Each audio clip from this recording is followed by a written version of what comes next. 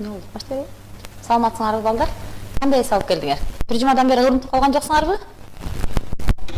Иштейли. Бүгүн сиздер менен биз сабакты баштаардан мурун силер кандай сайтка кирсеңер дагы, кайсыл канал менен кирсеңер дагы, Сомонун өзүнүн видео сабактарын сөзсүз көрүп коюшуңар керек.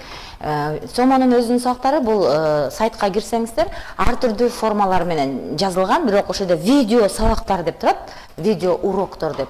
Ага кирип, математика боюнча, англис тили боюнча, орусча, кыргызча турат, ошол боюнча атайын видеолорго кирип көрүшүңөр керек. Мен алардын баарын тең өзүңөргө көрөрдөн мурун жүктөп алсаңар болот. Мен Жок, чын атам, мен көрсөтүп коеюн деп атам да.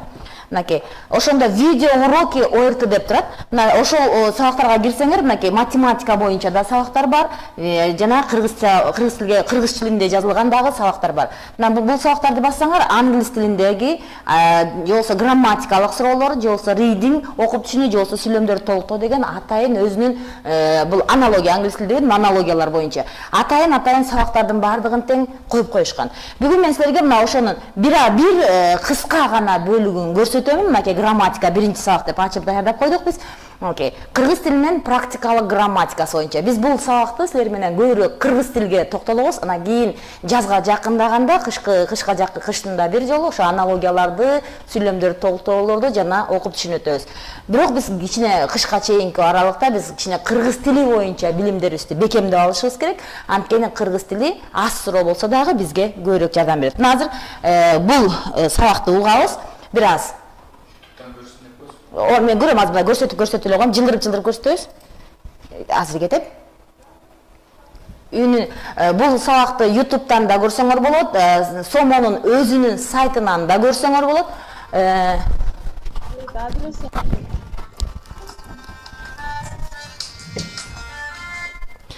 Алло. Мен анан чыгайынчы, сабакта элеме?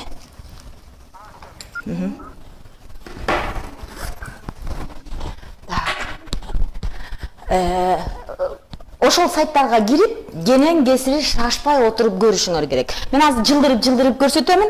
Баштадык, Мынакей. Багыт берүүчү материал.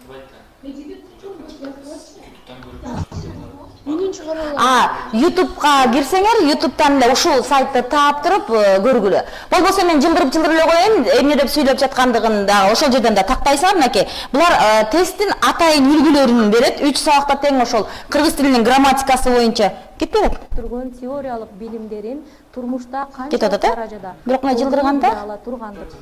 Жылдыра берейин, Мынакей карайбыз. Кыргыз тилинде негизинен мен дагы бир жолу мына жерден токтотуп туруп айтайын. Кыргыз тилинин практикалык грамматикасы боюнча негизги суроолор орфография боюнча келет, көбүнчө пунктуация, морфология, синтаксис жана кеп маданияты. Өзүңөр байкагандай эле бул жерде бир дагы фонетикалык суроо келбейт. Анан демек биз ошол суроолорго жооп берип жатканда көбүрөөк өзүңөр дагы окуп жатканда ушул бөлүктөргө көбүрөөк токтолот. Мен орфографияны да өзүнчө алып келем, силер менен аны бир өзүнчө бир 3 сабак кылып өтөбүз. Анткени орфографияны өтмөйүнчө биз кийинкилерге өтө албайбыз. Бүт баардык кыргыз тилинин практикалык грамматикасы орфографияга негизделген. Андан кийин тыныш белгилердин эң жөнөкөй үтүрдөн дагы көп немелер кеткен. Мына бүгүн силерге мынакей өзү орфография жана пунктуация боюнча ар биринен 2 эле тесттен түшүндүрмө берет. Азыр биз көрөбүз. Мына тесттерден бир аз жылдырайын. Орфография боюнча кийин өткөндө дагы бир жолу токтолобуз. Мен азыр пунктуация жагына дагы бир аз келейин. Сөздөрдөн мынакей эрежелерди окуп, эрежелерден кийин атайын тесттерди берет. Биз эмнени окутсак, ошолордун баардыгы тең келет. Азыр бир аз пунктуация боюнча суроолорго баралы. Айрым учурда кетели, туура ташым алданганын сурап атат. Мына пунктуация боюнча бир тестти көрөлү. Бул суроону пунктуация боюнча ар бирин эриндей окугула. Мисалы үчүн каша канча учурга коюлат, кандай учурларда коюлат, көп чекит кайсы учурларда коюлат. Бардыгын эле оңой эле баягы бирөңчө мүчөлөрдүн ичинде келиши формасында эмес, бирок ошол бирөңчө мүчөнү дагы тексттин ичине келгенде ар түрдүү формада келип, аябай кызыктуу суроолорду жаратат да. Мисалы, азыр мына бир тестти көрөлү баарыңарга. Кайсы катардагы сүйлөмдө үтүр белгиси туура коюлган деген суроону берет да. Мынакей, токтотуп коеюн. Көргүлө, азыр мага жооп бергиле. Бул Акселстин өзүнүн түзүлгөн тести. бул ачыкка чыкты бүгүнкү күндө, бирок бул эң оор суроолордун катарына кирет. Бул суроолор боюнча кайсы жооп туура? Мына үтүр белгисинин коюлушун сурап жатат. Баарыбыз жооп беребиз. Карайбыз, жооп беребиз. Кайсы вариант туура? Үтүр белгиси кайсы вариантта туура коюлган? Г варианты деген вариант келди бизге. Каяктан эме толчулуп? Ручканы жазганды. Бир эле сүйлөмдүн 4 варианты берилген. Дагы бул 4 вариантта 4 башка тыныш белгиси коюлган. Г варианты деген келди. Бул суроонун В варианты деген барды. Г вариантынан экөө келди. Маанилик жактан туура бирдиктерге ажырата билүү зарыл. Ошондой эле бул суроонун жообун табуу. Так. Мынакей Г варианты келди.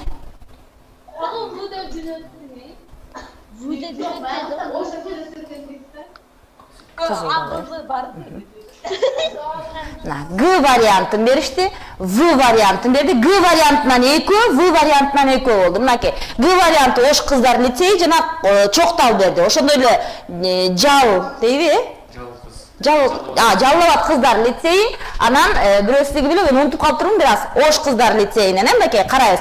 Бушул сөздөрдөн эки жактан тең 4 мектептен азыр 2ден бөлүнүп калды. Көрөлү, бул сүйлөмдүн чынында келгенде эмнеси бар экендигин. Мына Г вариантына барайлы. Ал көптөн бери Айжан тентек зарыл үчүн күйүп бышып жүрөт. Мындай караганда ушул жерге үтүрдүн келиши туурабы? Бул маселе. Эми дагы бир суроо.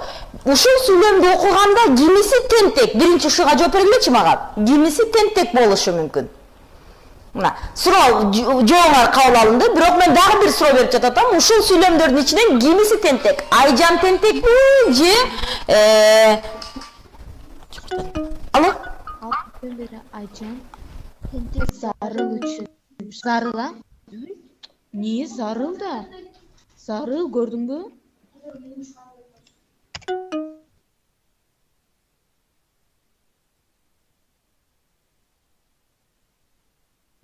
Так, кеттик. Зарыл деген вариант келди. Туура, эгер зарыл деген вариант боло турган болсо, анда Айжан тентектен эч качан башка бирөөнү тарбиялабайт деген түшүнүк менен бул вариантты алып таштадык. Макул. Логикалык жактан бул сүйлөмдү алдык.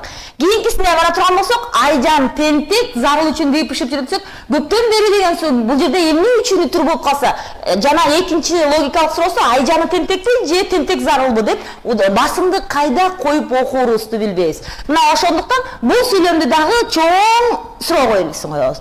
Эми 4-күнчүгө баралы. Могул жердеги үтүр эмне үчүн келиши мүмкүн? Мына көптөн бери Айжан тентек зарыл үчүн күйүп жүрөт. Ал көптөн бери Айжан тентек зарыл үчүн күйүп бышып жүрөт. Могул жерде дагы үтүр бар. Ошону да ойлонуп көрөлү. Эми эгерде бул жерде үтүр коюп экөөнү муну тентек зарыл үчүн деп бөлө турган болсок, эгерде муну чакчыл түрмөк кыла турган болсок дагы, чакчыл түрмөккө жатпай турган сүйлөм болуп калып атпайбы?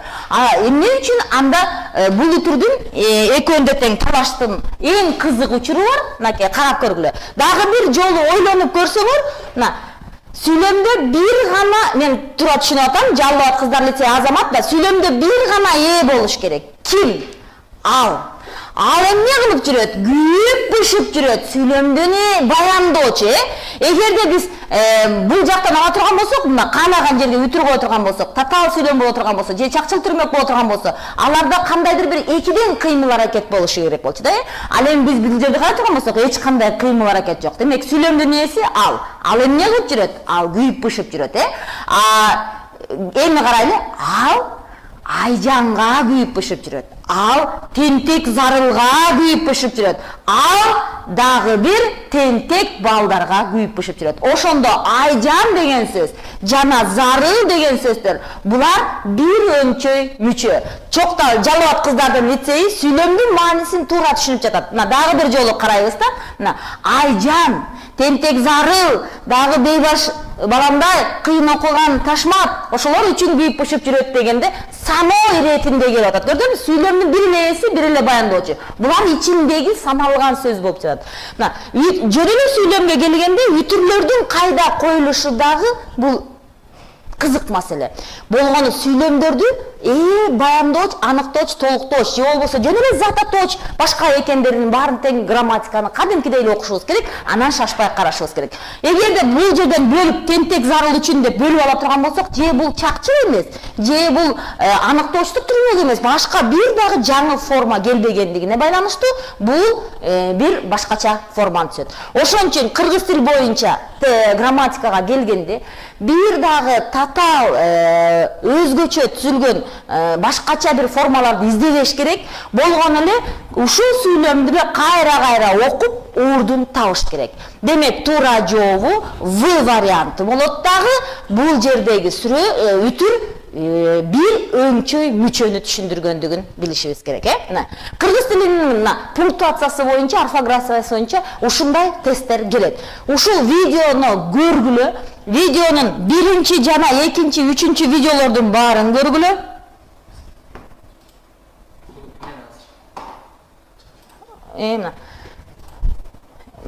Видеонун грамматикасынын орфография, пунктуация, грамматика бүт баарын тең кеп маданияты боюнча кандай суроолор келишинин баарын тең силер көрүшүңөр керек. Мен ар бир тестти өтүп бара жатканда булардын баарын ачамын. Эгерде өзүңөрдүн сайтыңардан көрүнбөй жаткан болсо, 1,5 флешкалары болсо 1 же 2 гига жетет. Ошого эле акырын жүктөп алышыңар керек. Жүктөп алып эле баарыңар ошол жүктөлгөн боюнча эле көрүшүңөр керек. Муну отуруп көрүш керек. Анткени бул Сомонун тест өткөрүп жаткан ошол компаниянын өзүнүн түзгөн тесттери. Демек балдар ушуга окшогон эле тесттерди жооп беришет. Демек эч кандай татаалдык болбош керек. Анан шашпай жооп бериш керек. Шашпай жооп берсеңер жетесиңер. Мына биз азыр бир эле үлгүсүн көрсөттүм. Азыр бүгүн мен силер менен муну алып таштайлы дагы. Бүгүн мен силерге кыргыз тилдин эң чоң грамматикасы болгон, максималдуу эле чоң айтып койсоң эле мен акырын жылдыра берем. Мынакей зат атооч деген категориясынан баштайбыз. Кыргыз тилинде 9 сөз түркүмү бар. Мына кичине ылдыйга түшүрүп турсам болобу, ак барак жагына, аяк жагына зайын, мынакей. Кыргыз тилинде ачып койсоңуз жакшы болот. Болду ушундай эле. Кыргыз тилинде жазаптын да. Жазайын,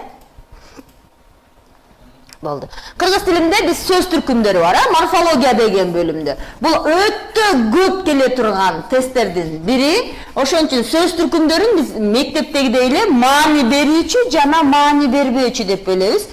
Азыр эмне үчүн маани берүүчү, анан маани бербөөчү же кызматчы сөздөр деп, мынакей. Ушуну байкагыла. Бул эмне үчүн маани берүүчү, маани бербөөчү? Силерден мындай деп тест суроо келбейт. Эч качан зат атооч сөздү тап деп келбейт. Же болбосо байламтаны тап деп келбейт.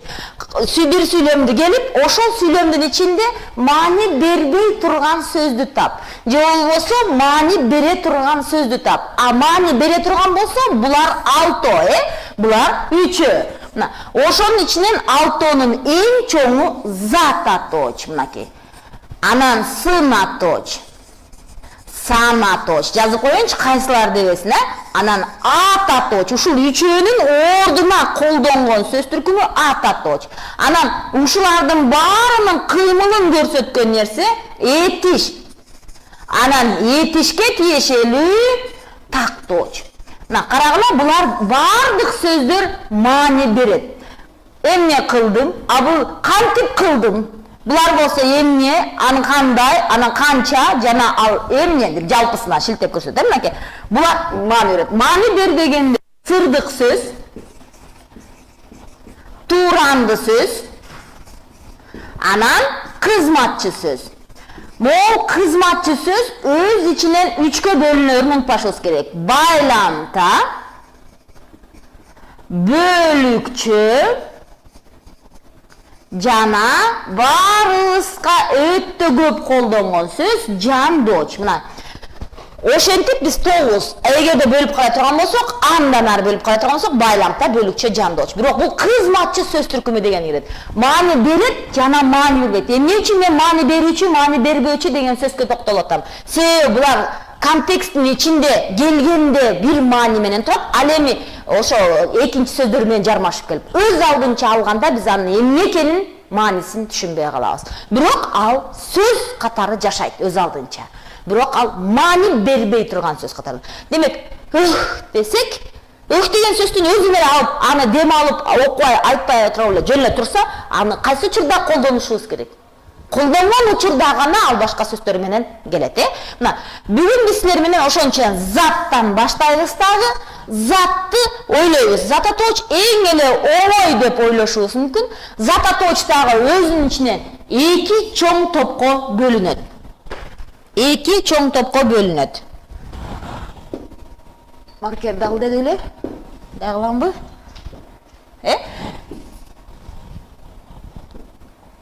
Так, кандай кыл деди? Маркерди алам, кызылды алам, анан бияка барам. Жазылбай атат. Эдгор кел мага.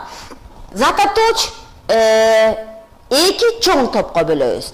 Анын лексика семантикалык топтору, анан грамматикалык топтору. Грамматикалык топтору төртөө. Сан категориясы, жак категориясы, таандык категориясы жана кайсы категория калды? Жөндөмө категориясы. Ушул төрт категория бул грамматикалык белги. Мисалы үчүн каалаган сөздү ала турган болсок, калем деген сөздүн. Анын грамматикалык белгиси калем иштебей калды. Грамматикалык белгиси бул эмне? Бул зат атооч, анын грамматикалык белгиси. Ал атооч жөндөмөдө турат, ал грамматикалык белгиси. Ал жекелик санда турат, бул грамматикалык белгиси. Ал эми лексика семантикалык белгиси бул жазуучу курал. Анын лексикалык белгиси. Жандуу, жансызбы? Бул анын лексикалык белгиси. Бул конкреттүү, абстрактуу, бул анын лексикалык белгиси. Мен жазып коеюн, бир ак парак алып эле, мына үстүнө эле жазып коеюн.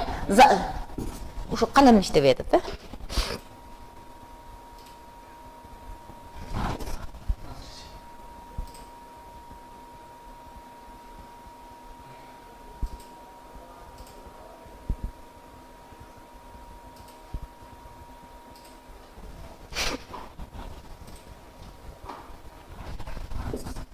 Geldi.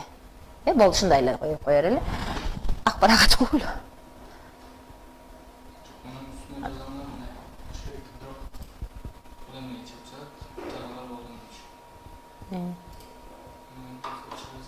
Öçürlü koy.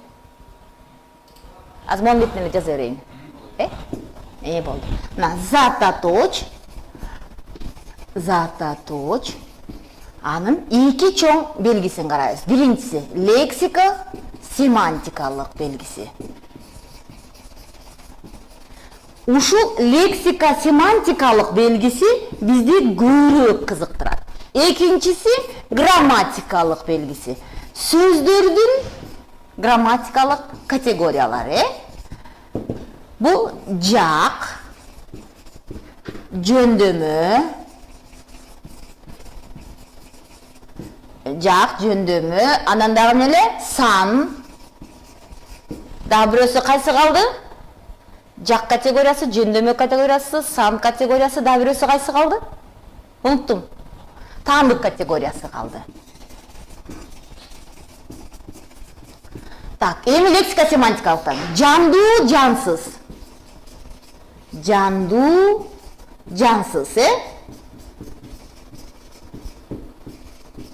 Экинчиси абстрактуу, конкреттүү. Абстрактуу, конкреттүү. Му калемиңер башкача болуп калыптыр, Үчүнчү энчилүү, жалпы.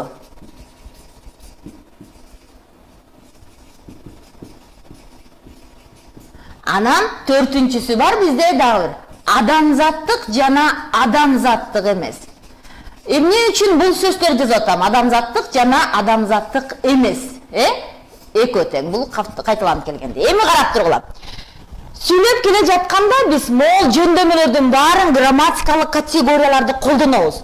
Бирок түшүндүрүп жатканда суроолордун баары тең могул лексика семантикалык белгиси боюнча суроолор келет. Мисалы, сүйлөмдү берилип, ошол сүйлөмдүн ичинде жандуу зат сөздү тап. же конкреттүү кабылга кармалбай турган же болбосо дагы башка белгиси менен коюп туруп мына ошого ушундай сөздөрдү тап деп келет. Демек муну таап бара жатканда демек анын биз маанисин билишибиз керек деген сөз. Бүгүн мен силер менен сан категориясын өтөлү деп келдик. Сан категориясы десе ушу эже, сан категориясы бул эң оңой тема деп ойлойсуңар, бирок сан категориясы биринчи кезектеги эң көп жаңылган окуучулардын суроосуна жатат. Себеби эмне үчүн дегенде азыр катары менен келет. Сан категориясын биз билебиз. Лар деген мүчө менен уланат, эже анын маселеси жок дейсиңер. Азыр мен жакшылап түшүндүрөм. Экинчи бул суроону кайталабагандай болушуңар керек. Мына заттардын жалгыз экенин жана эки же андан көп экенин туюндурган грамматикалык маанилердин жыйындысы зат атоочтун сан категориясы деп аталат. Ал жекелик сан, көптүк сан деген эки чоң түрү бар. Көптүк сандын негизги формасы лар формасы менен. Жекелик сан деген эмне? Санала турган бардык зат атооч сөздөр, заттык маанидеги сөздөр жекелик мааниде турат. Бардык сөздөрдү биз кандай айтылса да саналат дейбиз дагы айта алабыз. Мисалы үчүн саат, сааттар, алма, алмалар, баш, баштар, калем, калемдер, китеп, китептер, киши, бала жана башка. Эми киши өйдө жылдыралы?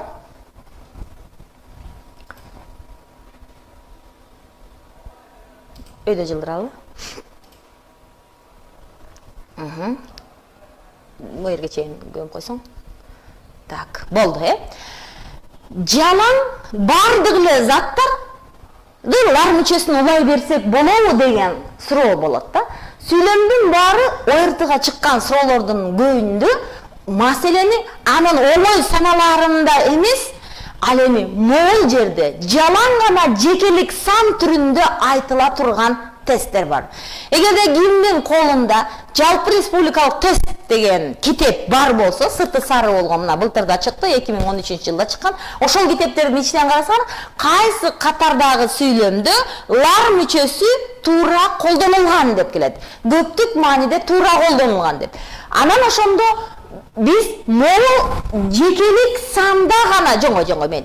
Жекелик санда гана айтыла турган сөздөргө көңүл бөлбөй кетебиз дагы. Ушул сөздөрдүн бардыгын тең лар мүчөсүн улап кетебиз. Лар мүчөсү улаганда анын санала турган маанисинде эмес, башка маанилер чыгарын айтамын.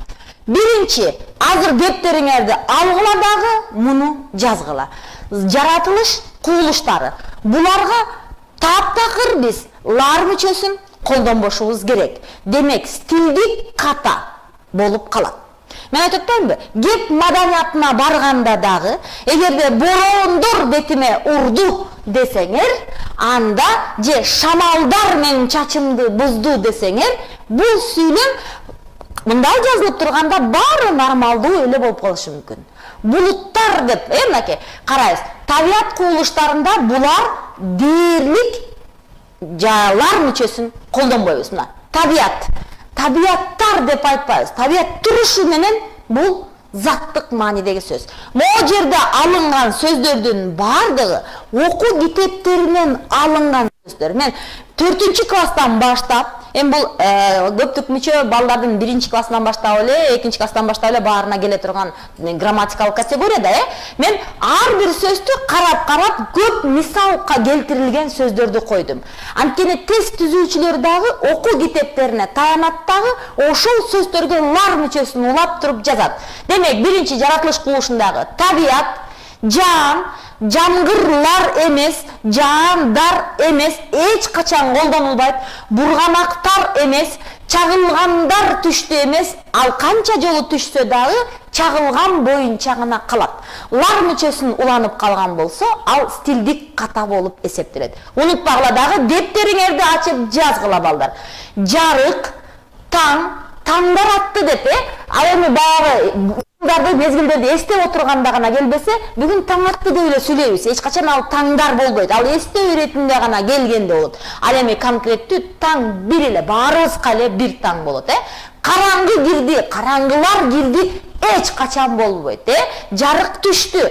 Эч качан жарыктар түштү болбойт. Ушул сөздөрдү байкалбай колдонуп кете турган болсо, анда алар, эгерде биз жана мен айтып атпаймынбы? булуттар деген сөз келип кала турган болсо, булуттагы жаратылыштык кубулуш да, кантсе да, бирок ал жаратылыштын кубулуштун ичиндеги бир буюм катарында, бир нерсе катарында келгендигине байланыштуу аллар келет. Булуттар деп жалпыланган сөз катарында кетип атат, Ал эми шамалдар деп келе турган болсо, сөзсүз аны карашыңар керек. Асмандар дайыма кайсы жакта болсок деле бирөө. Жакында сууктар түшөт. Ызылдаган сууктар түшпөйт. Бизде суук эле түшөт. Ошон үчүн ушул сөздөрдү жазып алгыла. Так, андан ары кеттик. Жыл мезгилдери. Канчалык жаз болсо дагы жаздар эч качан болбойт. Муну карап коюшуңар керек. Себеби биз жаз, жай, күз. Өткөн жылдагы жайларда деп дагы колдоно албайбыз.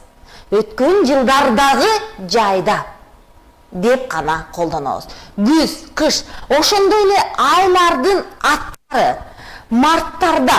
Эгерде марттарда дей турган болсок, анда божомолдоо мааниси келип калат. Сандык маани эмес, божомолдоо мааниси келип калат. Ошон үчүн бул айдын аттарын айтып жатканда биздин суроолу мындай жалпы республикалык эсте суроолор мындай келет. Кайсы катардагы сүйлөмдө асты сызылган сөз божомолдоо маанисин берди деп келет. Кайсы катардагы сүйлөмдө эгерде грамматикалык суроо боло турган болсо, лар мүчөсү туура колдонулган деп келет. Эгерде туура эмес колдонулуп калган болсо, дароо көрүшүңөр керек. Кеттик андан ары. Мына мезгилдер 4 мезгил: март, бугу, аягона, дүйшөмбү. Аптанын аттары дагы дүйшөмбүлөр болбойт. Эгерде дүйшөмбүлөрдө болсо керек, бул окуя бир шейшембилерде, ишембилерде, өткөн жекшембилерде болсо керек десе, бул божомолдоо маанисин берет. Эч качан ал саноо маанисин бербейт. Кийинкисине баралы. Абстрактуу маанидеги сөздөр. Кичине жылдырып койсоңбу, Мынакей. Биз баарыбыз тең азыр силер окуучуларсыңар. Кандай болсо дагы бир кызык учур болуп жатат, силердин балалык мезгилиңер өтүп жатат. Анан балалыктарыбыз деп колдонсоңор болобу? Такыр болбойт. Биздин балалыгыбыз. Анын алдындагы ата тоочу сөздө көптүк маани турат. Ал эми балалык бул ага уланган мүчө менен эле биздин балалыгыбыз таандык мүчө менен гана келет. Болбосо балалыктарыбыз деген сөз жазылып турса, анда ал стилдик жактан ката сүйлөм болуп эсептелет. Өзүңөргө жакшылап жазалы. Дыйканчылыктар. Азыр күзгү дыйканчылыктар башталды. Күзгү түшүмдөрдү жыйноо башталды. Эми дыйканчылыктар болуп кетпеш керек. Эми атак деген сөзгө баралы. Бул атак дагы абстрактуу сөз, мынакей каралы, абстрактуу маанидеги сөздөр. Бул атакты дагы эгер атактар деп келе турган болсо, анда ал саноо иретинде эмес, адамга бир эле атак келет.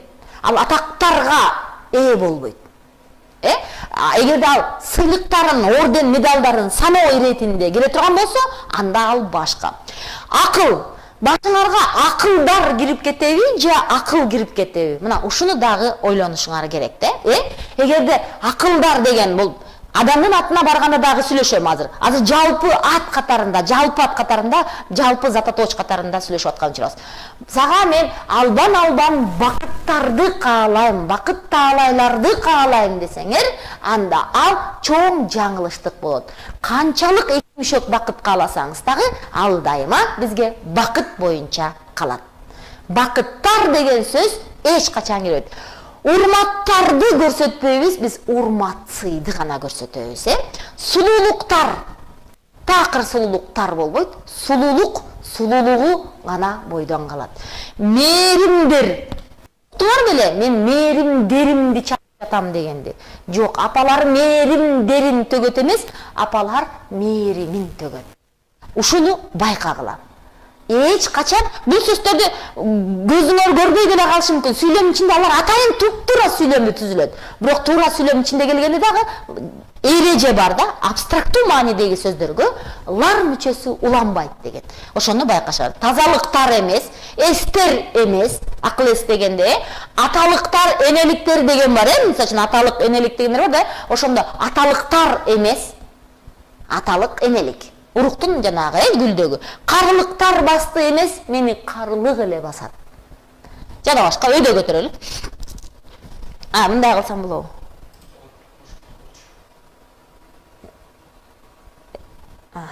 Так, макул. Сен аябай жүдөдөң го. Энчилүү аттарга карайлы. Энчилүү аттарда жер суунун аттары, адамдын аттары, башка бир нерселерди азыр айтып көрөлү. Мына Бишкектер. Айтып көргүлөчү. Колдонобузбу? Москвалар. Таптакыр колдонулбай турган сөздөр. Эгерде биз аны колдоно турган болсок, биздин жер шарыбызда 2 жолдуу Москва жок да. Демек, жер суунун аттары бир гана жекелик санда колдонот. Мен Оштордо болдум деп жазып койсо, өткөн аптада мен иш сапар менен Оштордо болдум деп койсо, демек ал сүйлөм стилдик жактан ката экенин көрүшүң керек. Геп маданияты деген бөлүккө барганда, туура сүйлөө деген бөлүккө барганда бир кызык учур кездешет. Сүйлөмдүн баары туура, кайсы жерден ката экенин табышың керек болот. Азыр мен тест берем, ошол өздөрү жазган тесттер боюнча. Иштеп бара жатканда ушундай суроолор келгенде дагы бир жолу көрүшүңөр керек. Кеттик. Эгерде адамдын аттарына мынакей Асел, Мерим деген аттар көп, Айбек деген.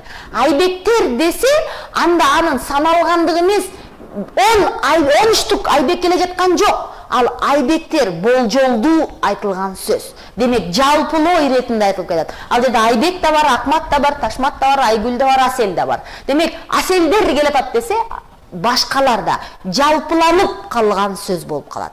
Демек, лар мүчөсү адамдын аттарына кулана турган болсо, ал жалпыланып көптүк маани берет. Чынында жалаң Асел дегенден 5 кыз туруп алса, бул да Асел, бул да Асел, бул да Асел болуп калса, айтып коюшат эмеспи? 2 Аселдин ортосуна отуруп калдым, мен бактылуу болом, тиги тилек катып коеюн деп, чынында келгенде ал башка учур. Ал эми Аселдер деген колдонулса, бул жалпы ат болуп калат. Демек, буга дагы саноо иретинде мааниси келе турган болсо, ал лар мүчөсү уланып турса, ал жерде саноо жок, ал жерде жалпылоо турат. Лар мүчөсүн адамдын атына улап туруп, 3-4 сүйлөмдү түзүп койгон болсо, карашыңар керек. Ошонун ичинен бирөө гана саналышы мүмкүн. Калгандары жалпылоо маанисин бериши мүмкүн. Эмне үчүн мен сүйлөп жатканда маанисин берет деп жатам. Тесттин көпчүлүгү дал ошондой түзүлгөн. Жалпылоо маанисин деп. Кийин ар бир сөз түркүмүн өтүп бара жатканда мен айткан сөздөрдөн демек ошону жазып коюшуң керек. Саноо маанисин, жалпылоо маанисин деп бөлөбүз. Кийинкиси 5-инчиси металл эмес заттардын аттары дагы саналбайт. Кана алтындар чыгабы кумтөрдөн? Же алтын эле чыгабы? Айткылачы мага, алтындар чыгабы же алтын эле чыгабы?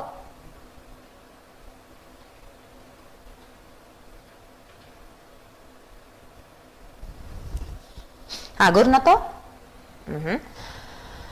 Мынакей, жер ген катарында санала турган болсо, аны бир гана формада колдонобуз. Алтын, күмүш, жез, калай.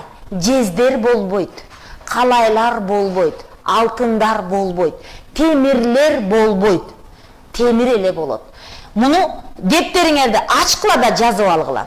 Балким окуу китебинде бул атталып кеткен болсо, анткени булардын баары тең башталгыч класстарда өтүлгөн темалар да, могул зататоч дегендин көпчүлүгү 1-класстан 4-класска чейин окулат дагы, көңүл бөлүп, көңүл бөлбөй кетесиңер. Чоң класстарга барганда синтаксис көбүрөөк кирип калат да кантсе дагы. Катанын баары ушул жактан чыгат. Ошон үчүн металл эмес заттардын аттары бул бир гана жекелик санда колдонулчу сөз. Алтындар деп эч качан колдонулбайт. Дептериңердин бир бурчуна жакшылап жазып койгула.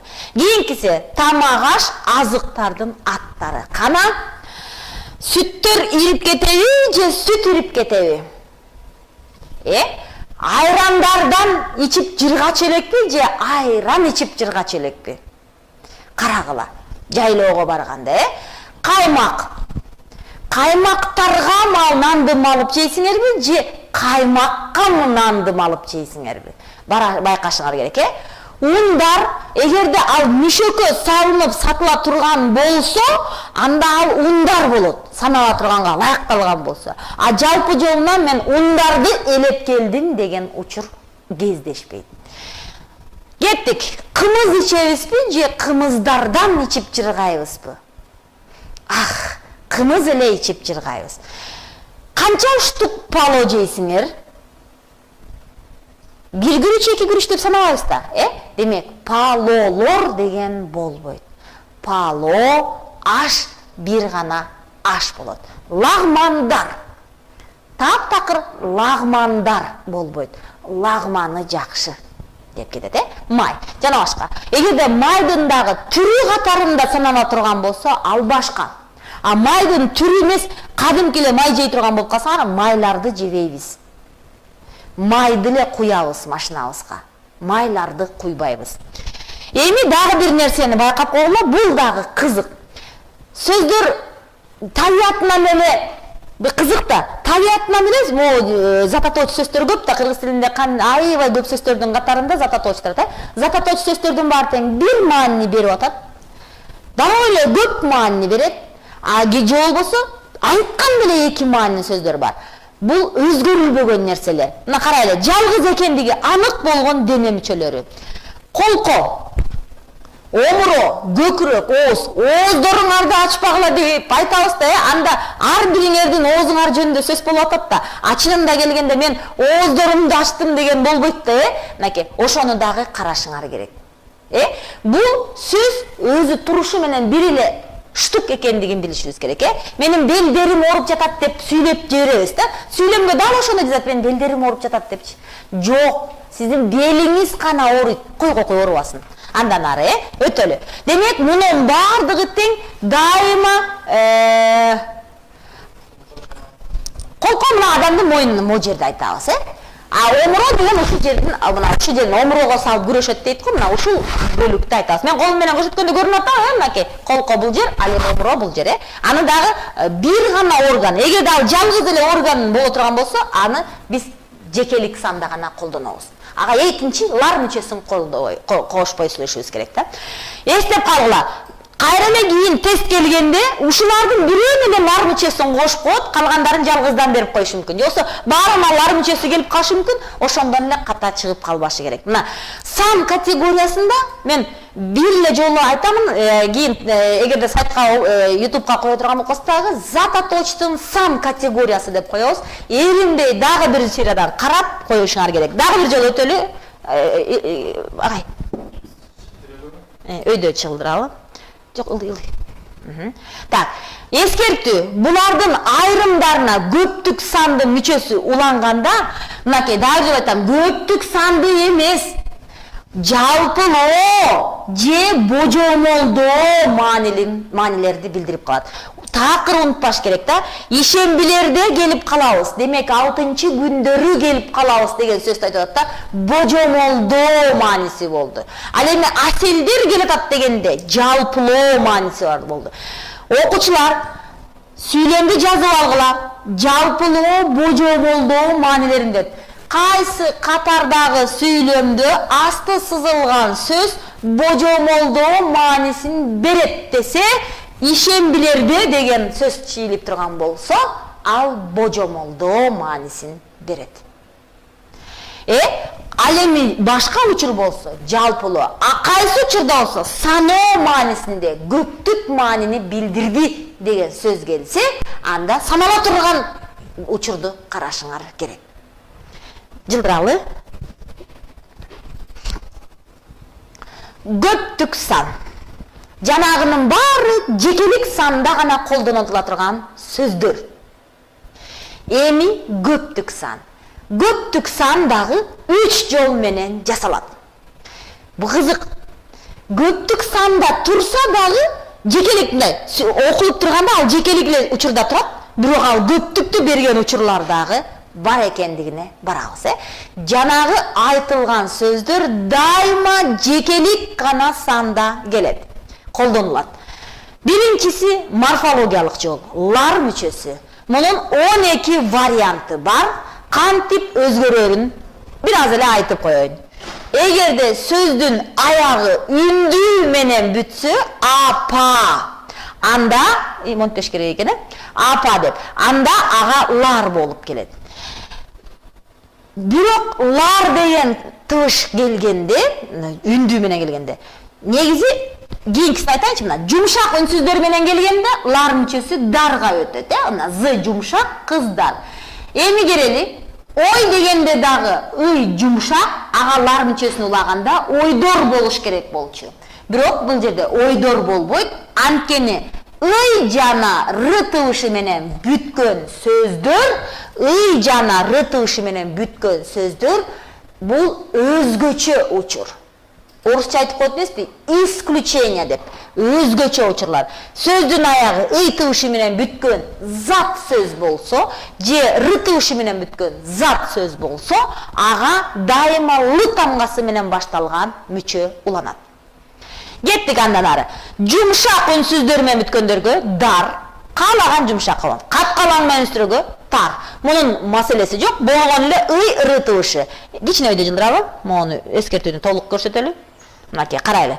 Эскертүү. Биз лар, мынакей.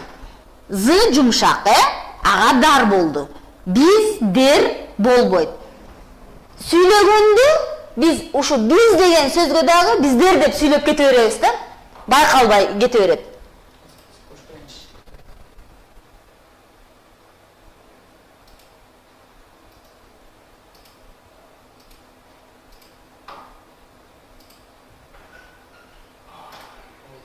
Болбойт, жоңгой.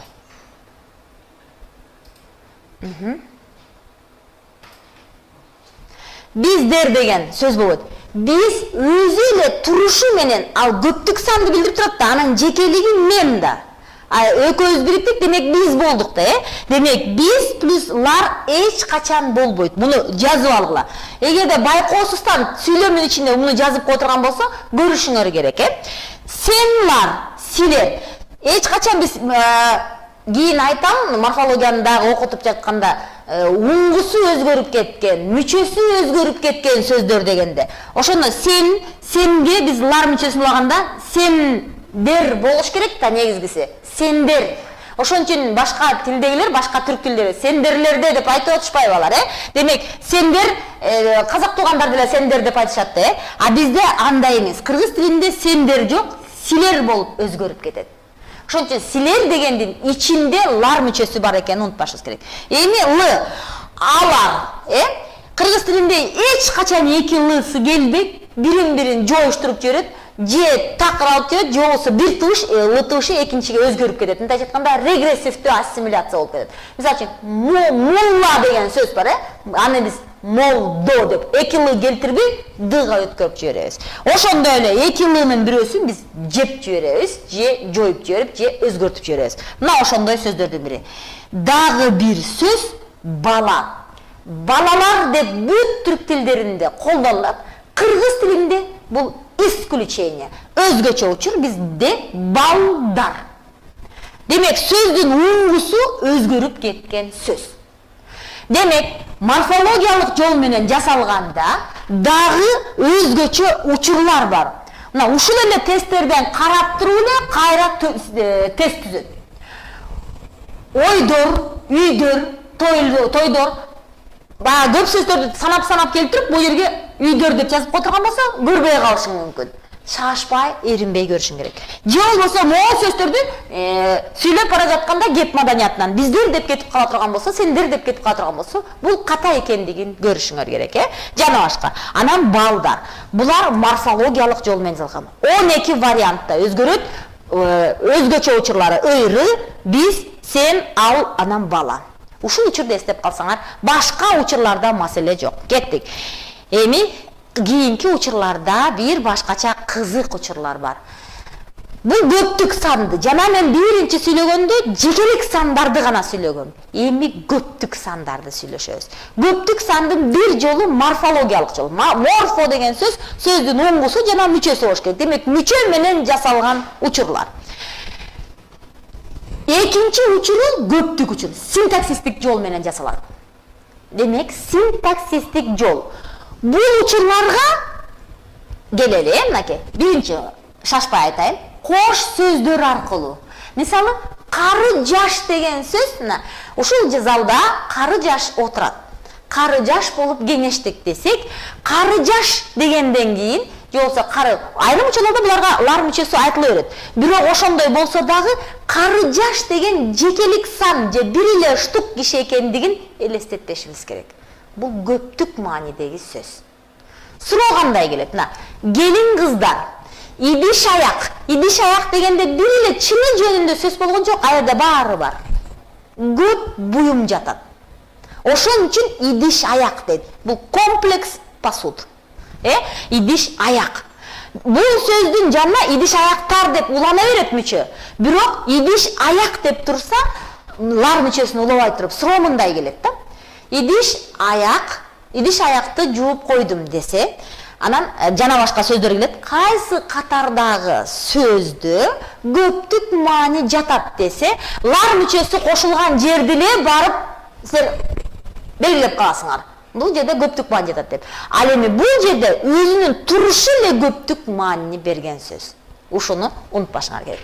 Ит куш дептерди ачкыла дагы бул сөздөрдү жазып алла. Булар дайыма көптүк маанини берет. Ит куш, улуу кичүү, көйнөк, көнчөк сатып алдым десе, бир эле штук көйнөк эмес, дагы майда барат нерселерди да сатып алдым десеңиз. Катын калач, коңшу колоң, жана башка. Коңшу колоңдор деп деле келе берет, мынакей.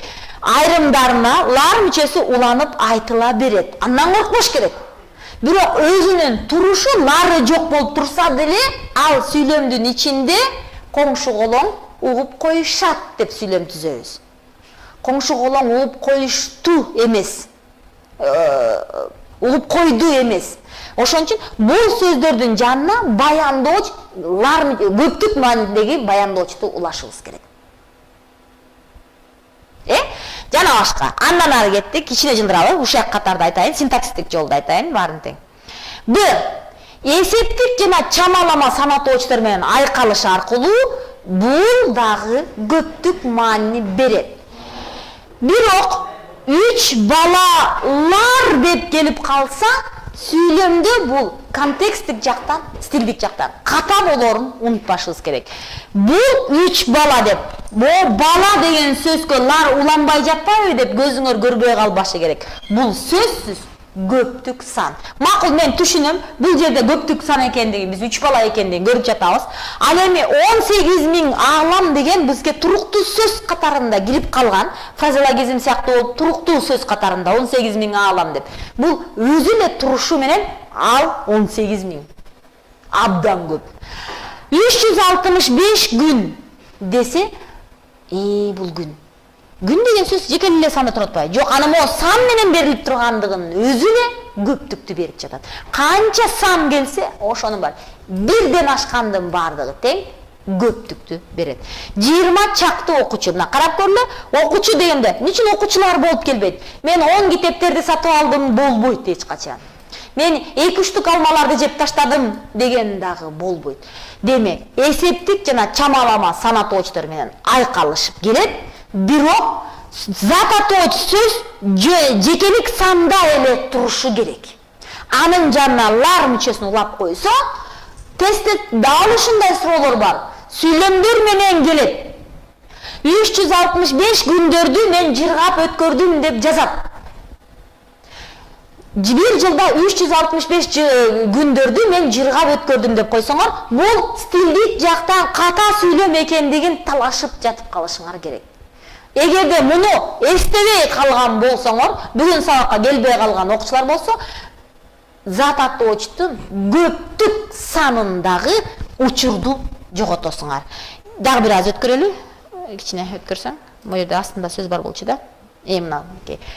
Биринчи мүчөлөргө жалпылагыч сөздүн кошо айкалышы менен бул дагы баары биригип келип көптүктү берет. Адилет, Нурсултан, Кайрат, Мерим бардыгы бир топто окушат.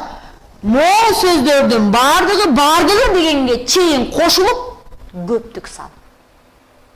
Бул жекелик сан эмес. Бүт бары жанында көптүк жалпылагыч сөз турабы? Монун бары көптүк санды берген сөз. Синтаксистик жол деген эмне? Демек, сөздөрдүн сөздөргө жармашып турушу дегенди билдирет. Сөздөр сөздөргө жармашып турганда биз анын синтаксистик жолун өтөбүз. Бияка өтсөң. Азыр мынакей синтаксистик жол, эми лексикалык жолуна баралы. Лексика деген сөздөр мынакей синтаксисте болсо татаал сөздөр болуш керек, татаал сөздөр. Демек, эки же андан ашык кем сөздөн аз болбош керек. Эми лексикалык маанисине келгенде, бул бир сөз, бирок турушу менен эле көп деген нерсе. Жалпылама атоо маанисин билдирген сөздөр. Мал. Мал деген сөз өзү анын ичинде 4 түлүктүн баары кирет. Демек, мал. Мен малдарды багып жатам. Мына телевизордон бергенде дагы журналисттер малдарды кайтарып жүрөт деп, малдарды багат деп сүйлөй беришет. Мындай нерсеге жол бербеш керек. Биз мал багабыз. Чабандар мал багышат. Малдарды багышат эмес. Мал деген сөздүн өзү бул көптүк сан. Журт. Журттар эмес. Эл журт, эл журттар дебейсиз. Калк. Эгерде калктарды саноо иретинде келе турган болсо, мисалы үчүн кыргыз, өзбек жана башка дептин баары тең калктарды саноо иретинде келе турган болсо, анда бул башка. А жөн эле калк дегенде анын ичинде 6 миллион кыргыз бар экенин унутпашыбыз керек. Эл, кум такыр саноого мүмкүн эмес. А кумдар ысык экен десең, туура эмес. Кум ысык экен деп гана сүйлөшүбүз керек. Мөндүрлөр жаап жатат эмес, бизде дайыма мөндүр эле жайт. Ал бир штук мөндүр эмес. Жаагандар ал дароо эле 1000 штукту түшүрөт бизге. Кеттик. Демек, бул сөздөр дайыма көптүк маани берген сөздөр. Тест кайра чыкканда эле сөздү карашыңар керек. Жалпылама атоо маанисин билдирген сөздөр турат. Ал кыргыз тилинде көптүк маанидеги сөздү тап деп келген учурда деле дагы бир конкреттештирип келет. Кайсы сүйлөмдөр келип, 4 сүйлөм келип, 4 сүйлөм ичинен астыларын чыгып койсо, кайсы катардагы сүйлөмдө асты сызылган сөз жалпылама атоо маанисин билдирди же билдирет деген суроо келсе, демек мындай сөздөрдү издешиңер керек ичинен. Кеттик андан ары. Суроону мол сөздөрдүн формулировкасын берилишин жазып алсаңар айгебай жакшы болмок. Табиятынан эле кош буюмду экөө экенин билдирген сөздөр бар.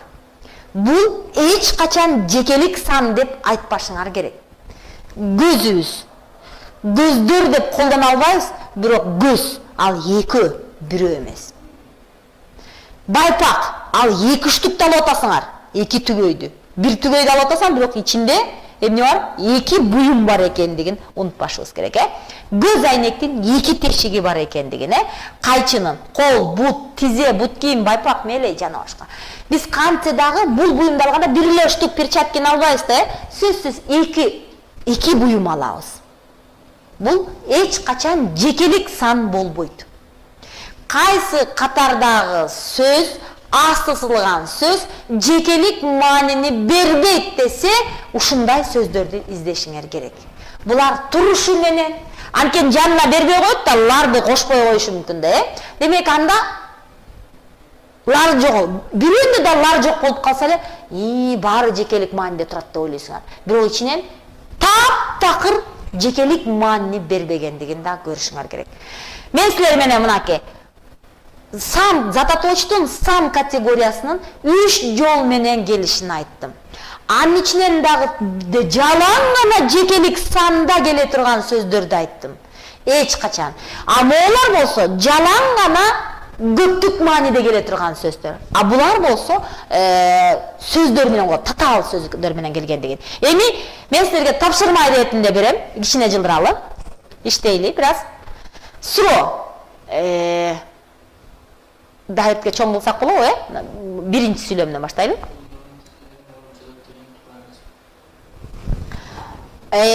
Колдорум, тизелерим ооруп жатат десең, туура эмес. Эгерде конкреттүү оң колуң, сол колуң экөө тең ооруу маанисинде келсе, анда ал башка. Азыр мону карайбыз дагы, бирөөнү эле көрсөтүп койчу, чоң кылып бадырайып экен. Тияк чекесин көрсөт.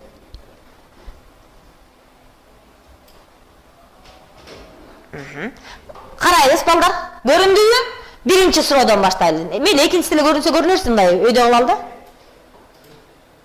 Мына, бүгүнкү китеп окуучулардын санын мындан 30 же 20 жыл мурдагылар менен салыштырууга болбойт.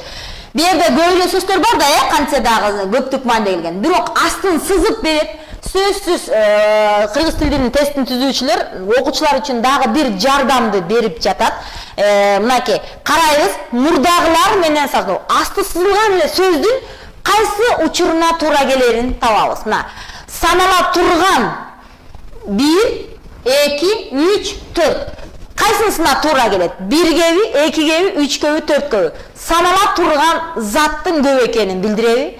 Же куюлма, суюк, саналбас заттын мол экендигин билдиреби? Же абстрактуу заттык күчөтүүбү, же жалпылоо маанисин бердиби? Көрөлү.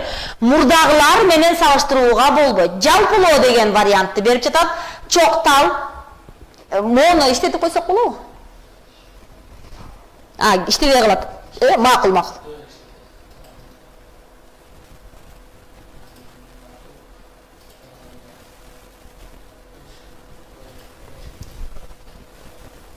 Мейли, жөн койчу.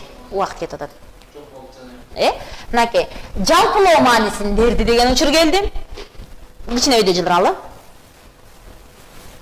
Болбой калат экен, Мейли, экөөнө карайлы. Мурда биздин окуучулар табиатты эмкиде эмеге салып келейин,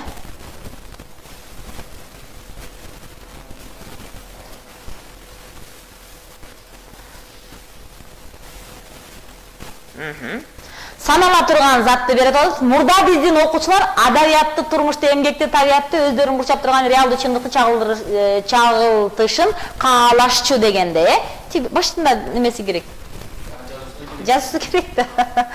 Кайсы жерге кошушат, мына наркы сөз, мол сөз керек. Так, кеттик, Санала турган сөз деп жатат. Макул, мен кабыл алайын.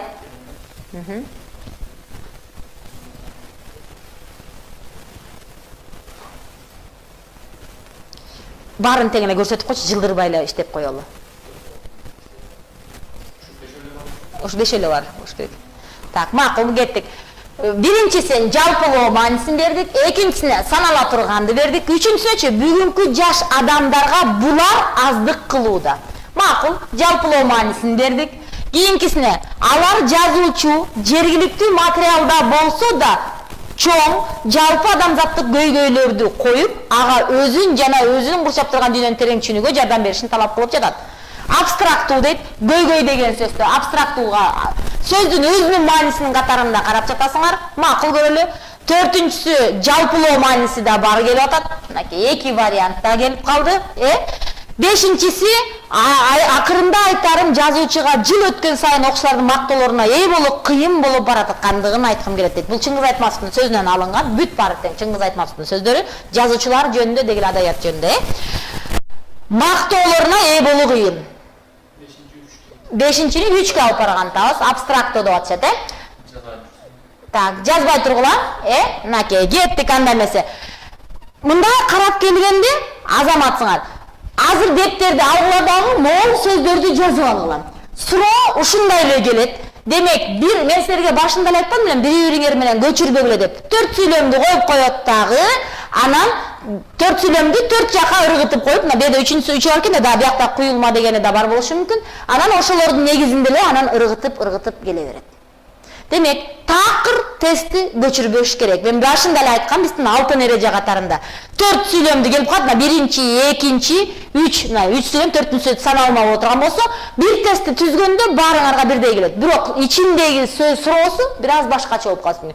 Көзүң окшош көрүп калып, андан ары кетпеши керек. Кичине жылдыралы. Мен эмкиде ыңгайлуу кылып жазап келейин силерге. Так.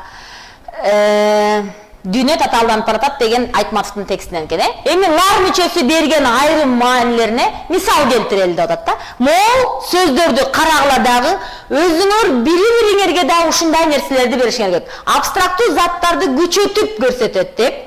Эмирит?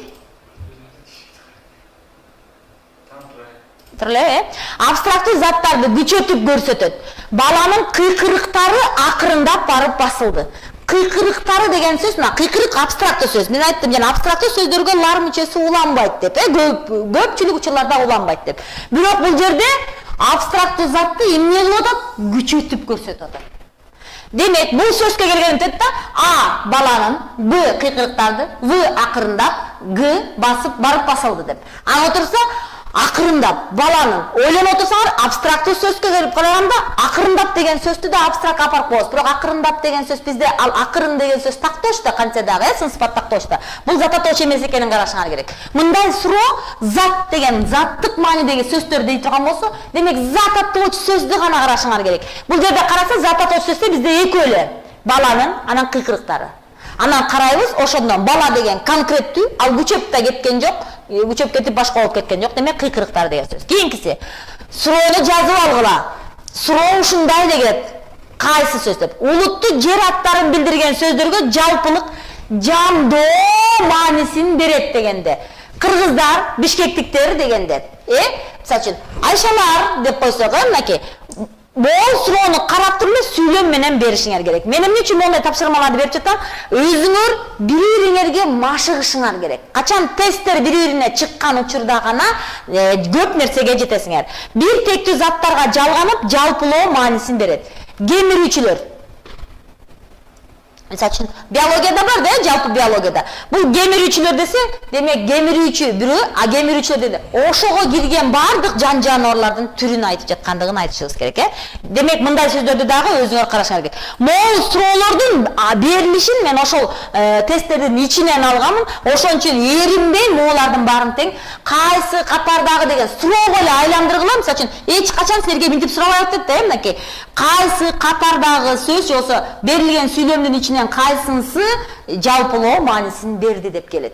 Суроону түзгөндү үйрөнгүлө. Бир да жерде зататоштун көптүк маанисин тап деген, көптүк санатошту тап деген суроо жок. Түшүнөрбү? Ошон үчүн мондай лексикалык, контексттик маанилерге көбүрөөк көңүл бөлүшүңөр керек. Өткөрөбүз дагы.